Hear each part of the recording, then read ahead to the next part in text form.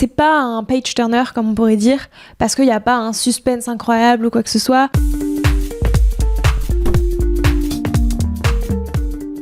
Bonjour à tous et à toutes, j'espère que vous allez bien et aujourd'hui on se retrouve pour le deuxième Papy Culture Club. Par rapport à l'édition précédente, là pour le coup je vais vous parler de 3 livres que j'ai lus ces derniers mois, depuis l'édition précédente, et d'un film que j'avais vu un peu avant mais dont je vous avais pas parlé et en fait je regrette un peu de ne pas l'avoir fait, donc j'avais envie de vous en parler.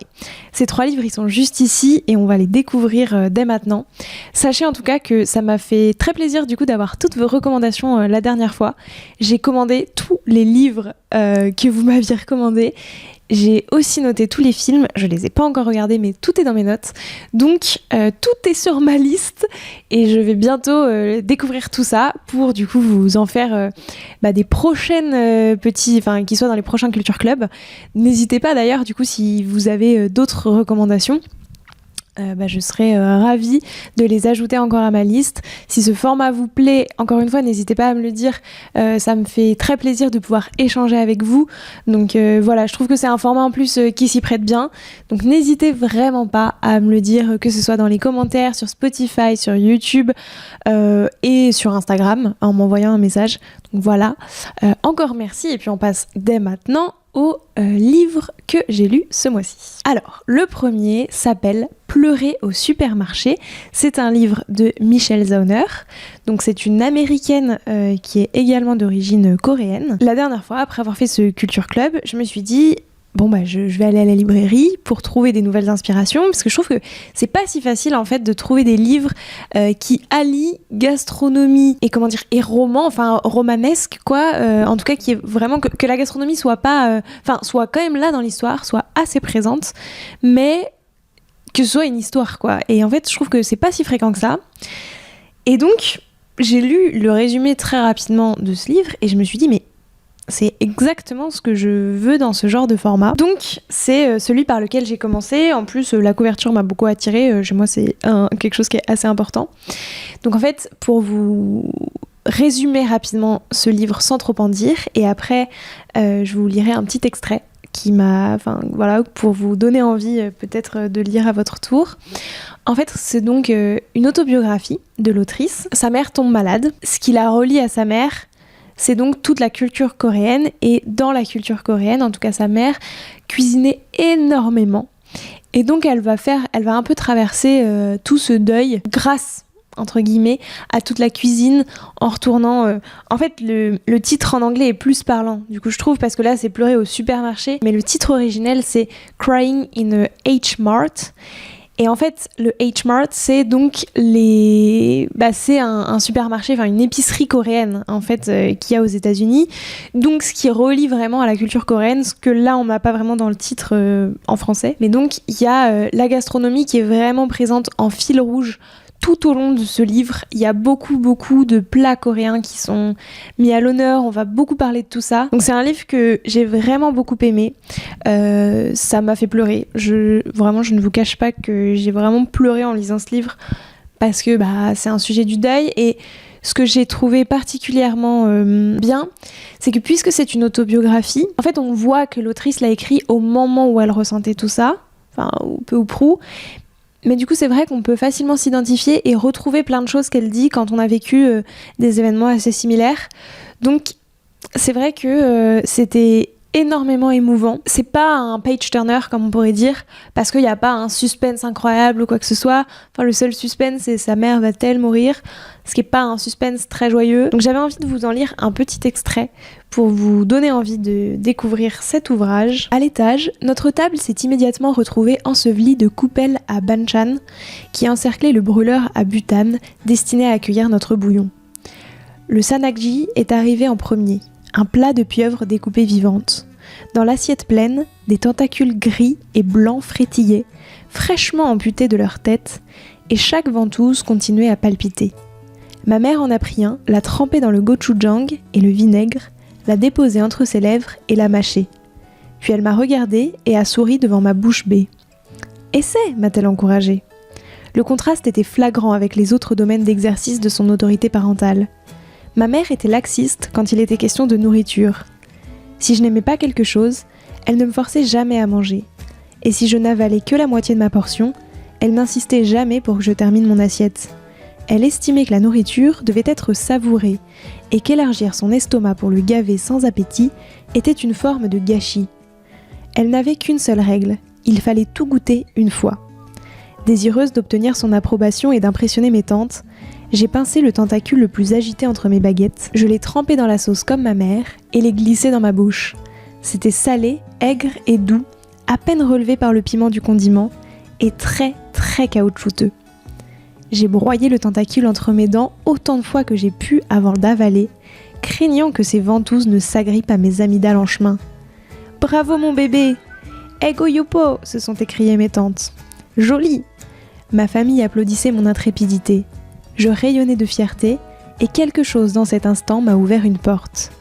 Je me suis rendu compte que si j'avais du mal à rester sage, je pouvais en revanche me montrer courageuse. J'ai commencé à me délecter de la surprise des adultes devant mon palais raffiné et du dégoût de mes pères inexpérimentés, grâce à ce qui s'est révélé être un des plus beaux dons de la nature. À 10 ans, je savais décortiquer un homard entier avec pour seul outil un casse-noisette. Je dévorais mes steaks tartares, des pâtés, des sardines, des escargots cuits au beurre d'ail. J'avais goûté cru des concombres de mer, des ormeaux, des huîtres. Le soir, ma mère grillait des sèches déshydratées sur un brasero dans le garage et les servait avec un bol de cacahuètes et une sauce à base de pâtes, de piment rouge et de mayonnaise japonaise. Mon père les déchirait en fines lamelles que l'on grignotait devant la télévision jusqu'à avoir mal aux mâchoires et il faisait passer le tout avec des petites lampées de la Corona de ma mère. Ni mon père ni ma mère n'ont de diplôme de supérieur. Je n'ai pas grandi dans une maison remplie de livres ou de vinyles. Si la culture avec un grand C leur faisait défaut, ils compensaient cette lacune par une éducation gastronomique d'une rare finesse dans laquelle passait leur argent durement gagné. Mon enfance a été riche en saveurs, boudin, intestin de poisson, caviar. Ils aimaient la bonne chair, la cuisiner, la dénicher, la partager et j'occupais la place d'honneur à leur table. Cet extrait résume bien la place de la gastronomie dans la vie de l'autrice. Et je trouve qu'elle sait parfaitement le retransmettre. En fait, c'est toute la culture, sa culture culinaire qu'elle nous partage. Et c'est très touchant, du coup, en fil rouge. En fil rouge, il y a cette gastronomie. Et puis, en histoire, il y a l'histoire avec sa mère, comment elle s'en est occupée, son rôle d'aidante, etc. Donc, c'est vraiment très touchant et je vous le recommande. Donc, pour ce livre de Pleurer au supermarché, je pense que je mettrai la note de 4 sur 5. C'est un livre que j'ai vraiment beaucoup qui m'a vraiment plu, qui m'a fait passer un bon moment, je sais pas, en tout cas que j'ai aimé lire. Et voilà, je trouve que ça vaut le coup d'être lu. Je pense que ça fait pas non plus partie de mes coups de cœur de l'année, mais il est très chouette. Ensuite, le deuxième ouvrage que j'ai lu, après celui-ci, c'est La goûteuse d'Hitler de Rosella Postorino, qui est donc une autrice italienne. Alors celui-ci c'est pareil, c'était clairement, j'étais à la librairie, j'ai vu La goûteuse, je me suis dit voilà, c'est une thématique complètement différente et pour le coup j'étais aussi assez contente, je me suis dit c'est chouette, ça va me permettre d'explorer plusieurs styles et plusieurs histoires complètement diversifiées parce que c'est vrai que j'aime bien lire, ne pas toujours lire des romans du même style et pouvoir varier un petit peu, donc là je me suis dit c'est parfait. L'histoire, on s'en doute, c'est l'histoire d'une des goûteuses d'Hitler. Pour être sûr donc, que sa nourriture n'était pas empoisonnée, Hitler avait un petit groupe de goûteuses qu'il employait. Ce que j'ai bien aimé, c'est... Alors, il y a eu toute une partie, quand j'étais un peu plus jeune, où la Seconde Guerre mondiale m'a énormément intéressée et j'ai lu beaucoup d'ouvrages sur ces sujets-là. Mais ça, c'est vrai que c'est un sujet que j'avais jamais abordé et j'aimais bien... pour le coup avant du coup le fait d'aborder qu'un roman en fait soit une petite partie d'un un métier. J'avais lu d'autres livres, par exemple, je sais pas, sur le programme de Lebensborn ou quoi que ce soit. Donc là, j'étais assez contente d'avoir sur les goûteuses d'Hitler, une en particulier. Et donc, je me suis dit, c'est chouette, ça va me permettre de découvrir ça, etc. Pour ne rien cacher, je partais avec un petit a priori. J'avais un peu l'impression que ça allait être un roman pas forcément peut-être sur le style, etc. Et j'ai été agréablement surprise. C'est donc une partie de l'histoire que je connaissais pas. où en fait je pensais pas justement que c'était ça. C'est en fait ces goûteuses, c'était des Allemandes qui étaient employées, enfin elles touchaient un salaire en fait pour avoir ça, et elles continuaient de vivre chez elles et venaient juste tous les jours en fait goûter les différents plats et restaient le temps de la digestion pour s'assurer qu'il n'y avait pas de problème. Et voilà, donc c'était quelque chose, j'étais contente de découvrir tout ça. S'il y a un truc, c'est que je trouve pendant une partie, en même temps c'est une critique un peu que j'ai envie de faire, et en même temps c'est aussi ce qui permet au livre de se lire très bien et de nous prendre dans l'histoire, c'est le côté très très romanesque. En fait, je veux pas tout vous spoiler, mais il y a un fond d'histoire d'amour, enfin voilà, il y a plein de choses, et alors, sans dire que ça a absolument pas existé ce genre de choses, je trouve que c'était du coup très très romancé. En même temps, c'est ce qu'on attend d'un roman, donc voilà, c'est pour ça que c'est une semi-critique. Le fait que ce soit pas forcément tout le temps 100% collé au truc de l'histoire, etc. Donc, finalement, c'est aussi quelque chose qui m'a plu, dans le sens où du coup le livre c'est très bien lu, même si effectivement j'aurais potentiellement aimé avoir un peu plus de faits très historiques qui soient mis dans ce roman. La seule chose du coup pour laquelle j'ai été déçue, en fait si je devais mettre une note à ce livre, je pense que je lui mettrais la note de 3,5 sur 5, parce que si quelque chose m'a déçue, c'est la fin. En fait, pour le coup, autant tout livre je me suis dit bon bah voilà, c'est très romancé, en même temps c'est ce qui me plaît, autant la fin, je trouve, est d'un coup très très brute. Déjà, on fait un bond dans le temps et elle va très très vite cette fin, alors que pendant tout le livre, on développe du coup sur l'espace de quelques années et donc il y a plein de choses qui sont racontées. Et en fait, la fin est très très brute. Et pour le coup, du coup, je trouve va un peu à l'inverse. Enfin, il manque pour le coup de romance, de romanesque, je trouve, cette fin. Si vous l'avez lu, je serais vraiment curieuse de savoir, parce que c'est vrai que moi ça m'a assez déçue, parce que justement j'aurais presque voulu que on continue dans cette histoire, et presque oui il y a des choses, on se dise ça évidemment c'est pas réaliste et on se doute que l'histoire n'a pas terminé comme ça, mais là je trouve que du coup c'était d'un coup très finalement le récit d'une goûteuse des années plus tard, et dans le truc un peu terrible qui nous ramène un peu à la dure réalité. Alors je sais que voilà, c'est la Seconde Guerre mondiale, donc évidemment que la réalité est assez dure, mais c'est vrai que ça m'a fait tout drôle, et j'ai été un peu déçue de cette fin, qui en plus passe très très vite. Enfin, je trouvais très peu développée par rapport au reste du roman, donc voilà, j'étais un peu déçue.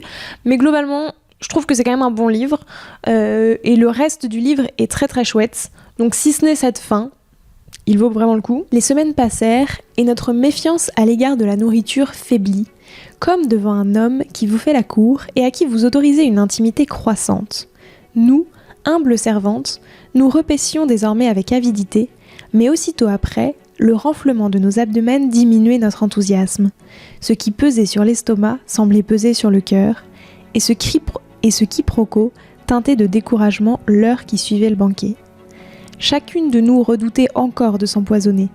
Cela arrivait si un nuage obscurcissait soudain le soleil vertical de midi.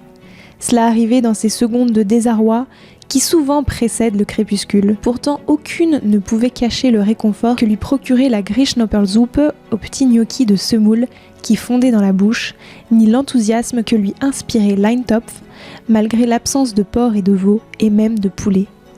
Mais Hitler proscrivait la viande et à la radio incitait ses compatriotes à manger du pot-au-feu de légumes au moins une fois par semaine. Il devait penser qu'il était facile de trouver des légumes en ville pendant la guerre. Ou bien ça ne le regardait pas. Un Allemand ne meurt pas de faim, ou s'il meurt de faim, c'est un mauvais Allemand. Je pensais à Grégor et me touchais le ventre, maintenant qu'il était plein et qu'on n'y pouvait plus rien. L'enjeu de ma bataille contre le poison était trop sérieux pour que mes jambes ne tremblent pas à chaque fois que la satiété minait mes défenses. « Épargne-moi jusqu'à Noël », implorai-je intérieurement. Et avec l'index, j'ébauchai un signe de croix clandestin à l'endroit où se terminait mon oesophage, du moins là où je supposais qu'il se terminait, me représentant l'intérieur de mon corps comme un assemblage d'éléments grisés, ainsi que je l'avais vu dans les manuels de Krümel. Voilà, donc c'est toute l'histoire de plusieurs goûteuses. On suit en particulier Rosa, mais elles sont donc un petit groupe de 9, 11, je ne sais plus, mais elles sont un petit groupe. Et bon, forcément, elles vont se lier d'amitié. En tout cas, il va y avoir une certaine sororité qui va s'instaurer entre elles, puisqu'elles se retrouvent donc tous les jours pour venir manger les plats d'Hitler avant que celui-ci ne les goûte. En fait, elles sont dans une caserne juste à côté du campement où réside Hitler à ce moment-là. Et donc voilà, le cuisinier leur sert d'abord à elle pour être sûr qu'il n'y a pas de problème avant de l'envoyer au Führer. Donc je pense que dans tous les cas, il y a quand même des faits historiques. C'est vraiment basé... en fait, l'autrice s'est inspirée de l'histoire de Margot Wölk, qui a été donc une des goûteuses d'Hitler, qui maintenant est malheureusement décédée, mais du coup qui a raconté un peu son histoire, donc elle s'est inspirée de tout ça. Donc voilà, c'est assez intéressant, et je me suis dit que, encore une fois, ça allait bien dans la thématique, même si du coup on change complètement, et que là on va plus être sur le poison qui peut être nourriture. Mais finalement c'est assez intéressant aussi ce parallèle entre j'ai faim, on mange des bonnes choses, et finalement ces choses, peut-être que c'est ça qui va me tuer. Donc je vous le recommande. Le dernier livre que j'ai lu dernièrement, c'est Les délices de Tokyo de Durian Sukegawa.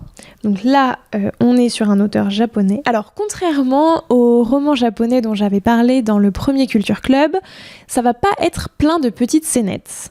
Là, c'est vraiment un roman du début à la fin. Mais c'est vrai qu'on retrouve du coup ce style où la nourriture est vraiment très très présente. On suit le quotidien de Santaro qui travaille dans une boutique de dorayaki. Donc, si vous ne voyez pas ce que c'est, je mettrai une photo sur la vidéo, mais c'est donc les petits pancakes japonais où au milieu il y a de la pâte de haricots rouges, de haricots azuki. Il fabrique des dorayaki et un jour il rencontre une vieille femme qui vient se présenter et qui lui demande de travailler avec lui. Elle est assez âgée, elle a 70-80 ans. Elle s'appelle donc Toku et elle veut travailler avec lui et elle va lui apprendre en fait tout son savoir-faire. Et en fait c'est une belle histoire, je trouve, de rencontre. C'est l'histoire donc de Santaro et Toku qui vont se découvrir. Il y a plein de choses qu'on va apprendre au fil du roman et je ne vous en dis vraiment pas plus parce que si vous avez envie de le lire, je n'ai pas envie de trop en dévoiler. Mais c'est une belle histoire de rencontre et de transmission. Je trouve que dans ce roman, on voit vraiment le côté transmission de la gastronomie, du savoir-faire, et c'est assez touchant.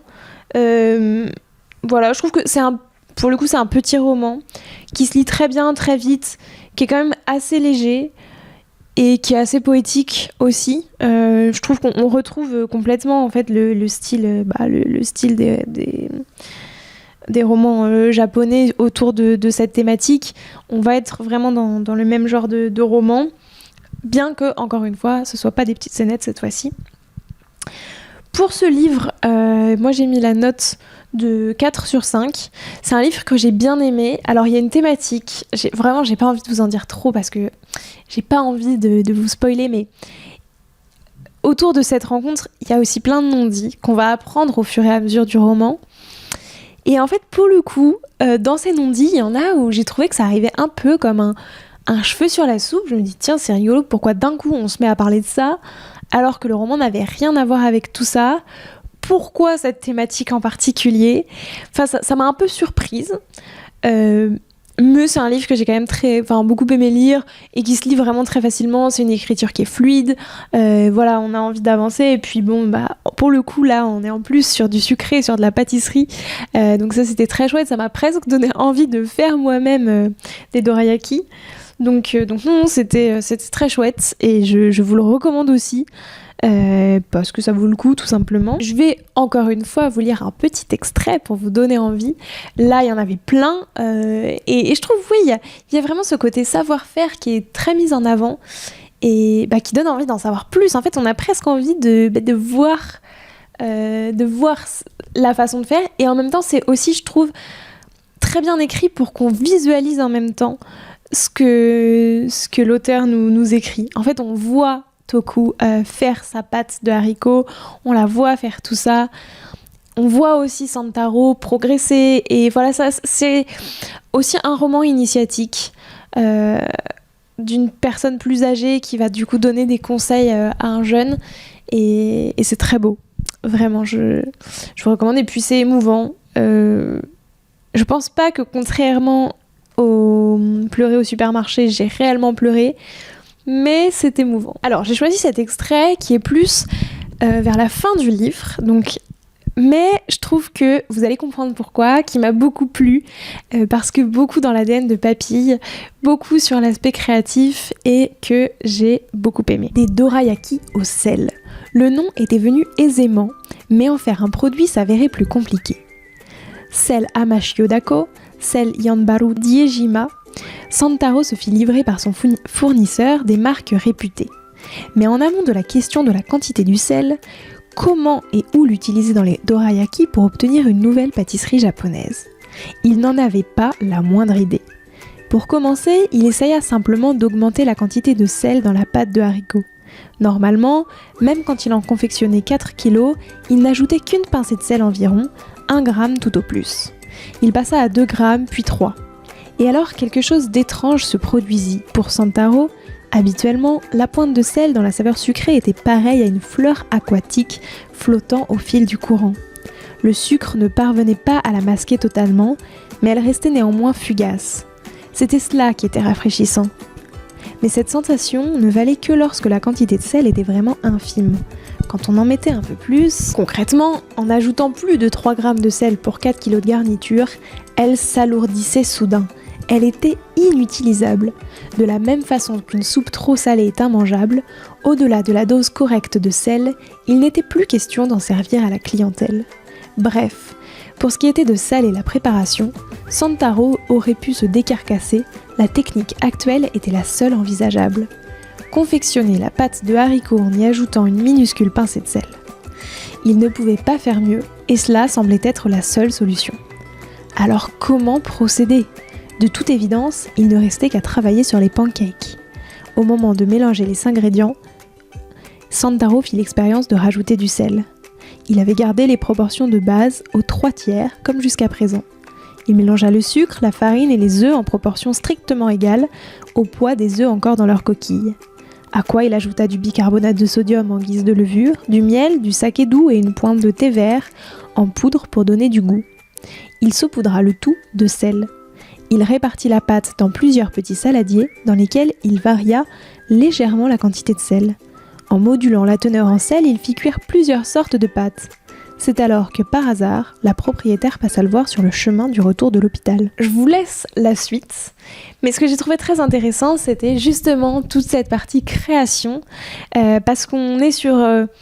Santaro, au début de l'ouvrage, n'aime pas spécialement faire des dorayaki, et finalement, en rencontrant Toku, il va se prêter au jeu, et finalement, il va aimer ça, et il va avoir envie de créer de nouvelles choses. Donc c'est ça que j'ai trouvé très intéressant, et j'ai trouvé très chouette. Il y avait vraiment cet aspect créatif, transmission. Je pense que c'est vraiment tous les marqueurs de ce qui est important en cuisine, en pâtisserie.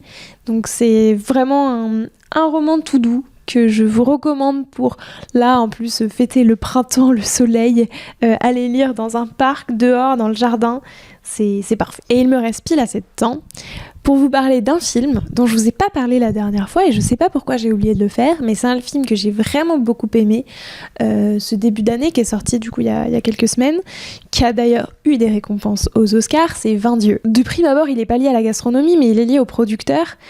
Et c'est un film que j'ai adoré, donc j'avais envie de vous en parler. Il est sorti le 11 décembre 2024 en salle. C'est un film de Louise Courvoisier, c'est son premier film. C'est aussi le premier film de beaucoup d'acteurs qui sont dedans, qui par ailleurs n'étaient pas des acteurs. Et c'est un film énormément émouvant. C'est donc l'histoire d'un jeune homme dans le Jura qui va perdre son père et qui se retrouve à 18 ans à devoir s'occuper de sa petite sœur tout seul, et qui se dit je vais fabriquer du comté. C'est une très très belle histoire. Moi, c'est le genre de film que j'adore, qui en plus est très très bien fait, qui montre vraiment bien le quotidien des agriculteurs, des producteurs, etc. Parce que du coup, il est donc dans une région où il y a des agriculteurs laitiers. Et c'est vraiment très bien montré. Si vous ne l'avez pas vu, je vous le recommande vraiment vivement, parce que parce que, pour le coup, c'est un de mes films coup de cœur. Moi, je l'ai vu en janvier, début janvier de cette année. Et c'était vraiment un de mes films coup de cœur. C'était juste, c'était beau, les acteurs jouent très bien. On sent en fait que c'est quelque chose qu'ils connaissent. Et pour avoir grandi, du coup, moi aussi, dans une région où il est très agricole, et ben en fait, c'était exactement le quotidien justement des jeunes agriculteurs en France en 2025. C'est des quotidiens qu'on montre peu finalement. Je trouve qu'on montre pas tant que ça la vraie campagne française, entre guillemets. Mais on montre pas tant que ça la vie vraiment des agriculteurs et sans... juste en montrant, il y a aussi toute une partie très légère, c'est drôle, on a envie de s'amuser avec eux, c'est vraiment un très bon film, je vous le recommande. Je pense que sur 5, j'ai presque envie de lui mettre 5 parce que vraiment ça a été un de mes coups de cœur de film de cette année. Il est assez rapide en plus et ouais, je vous invite vraiment à aller le voir. Surtout, je pense que je pense qu'il y a un peu deux équipes. C'est si vous connaissez, si vous avez grandi ou si vous vivez dans ce genre d'environnement, en fait, c'est exactement ça. Et donc, je trouve que c'est assez chouette aussi de voir enfin, justement, je trouve ce genre d'endroits qui sont si peu montrés et de le voir avec autant de justesse.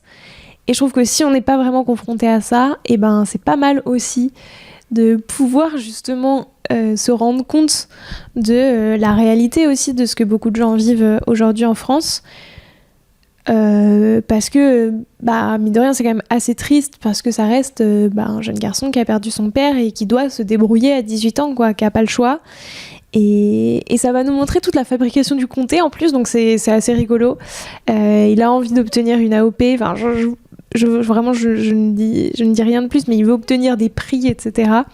Donc c'est drôle, c'est touchant, c'est émouvant. Vraiment, un de mes coups de cœur, donc je vous invite vraiment à le regarder. Il est peut-être déjà disponible sur les plateformes de streaming, je pense pas qu'il soit encore au cinéma, quoique peut-être qu'il est un peu repassé de temps en temps, comme justement... Il a eu des prix, je sais plus lesquels mais il a eu des prix au César. Et voilà. C'est ce qui va conclure notre petit Culture Club numéro 2. Donc cette fois-ci, 3 livres, 1 film. J'ai donc noté, c'est ce que je vous disais en début d'épisode, toutes les recommandations que vous m'avez faites la dernière fois pour les lire pour le Culture Club numéro 3. Si vous en avez d'autres d'ici là, vraiment n'hésitez pas à me les partager. Si vous avez lu un de ces 3 ouvrages, vu ce film ou lu des ouvrages du Culture Club numéro 1, n'hésitez pas, je serais vraiment ravie de pouvoir en discuter avec vous, de savoir ce que vous en pensez, de pouvoir échanger aussi du coup sur les retours, j'adore parler de livres, de films, etc. Donc vraiment n'hésitez pas. Et puis on se retrouve la prochaine fois pour un prochain Culture Club. Dans tous les cas, on se retrouve la semaine prochaine pour un épisode d'interview classique. Mais ça me fait plaisir d'avoir ce petit format en plus. C'est vraiment un format que j'aime bien. Donc voilà, j'espère que ça vous plaît. Et puis n'hésitez vraiment pas à me dire tout ce que vous en pensez et me donner vos meilleures recommandations. Sur ce, moi je vous dis à la semaine prochaine et prenez soin de vous.